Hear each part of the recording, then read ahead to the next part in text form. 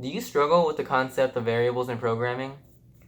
Today I'm going to share with you the most simple explanation I could possibly think of to explain variables in programming. So stay tuned. You're a phony! For this video we'll be using JavaScript because JavaScript is really easy to run in the browser. We can use codesandbox.io. I'm providing the link in the description below. It's right under the subscribe button. If you want to click that and then go to Code Sandbox, I'd really appreciate it. If you go to codesandbox.io, you'll be able to type in the code that I give you and actually run it and see how it works. So in JavaScript, variables are actually pretty magical. I think it's a great place to get started.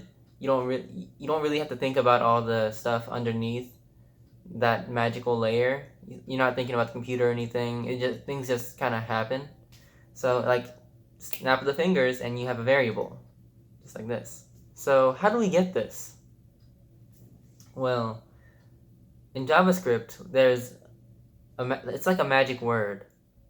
It's called let. And let here, once we type it in, this is just a magic word that kind of like creates a box, and it's our responsibility to name that box. So if we have a box with no name, how do we name it? So in real life, we would just write the word, like let's say Andrew, onto it, right? Well, in JavaScript, it's kind of the same thing. You just type let and then Andrew. But that's not all. And you can't stop there and it'll just be an empty box if you'd like. But let's try to put something in the box. So to put something in the box, we have to type out the let, then the name, and then we use the equal sign. So with the equal sign, we can put whatever we want on the other side. So let's say we want to put the number 5 into this Andrew box. Well, we just type let Andrew equal 5. So we're basically stuffing the 5 into that box and we're naming it Andrew. Well, is that name important?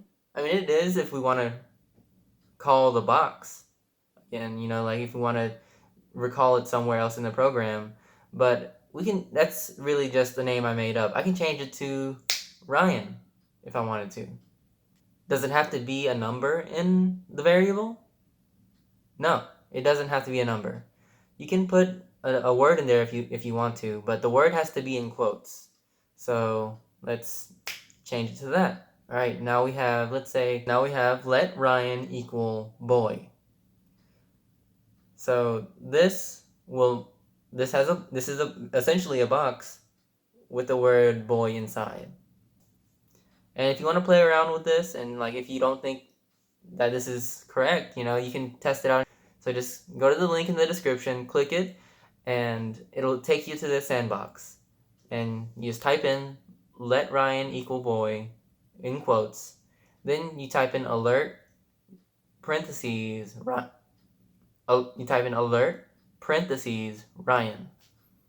And this should pop up a little alert that says whatever you put inside the box. And you can play around with it, and now you know how variables work. So if this video helped you out today, just, do me a favor and give me a thumbs up or subscribe. It really helps the YouTube algorithm if I get those things. And in addition to the views, I really appreciate the views, but liking and subscribing help tremendously. So I'll see you next time. This is Code Pony out. Peace.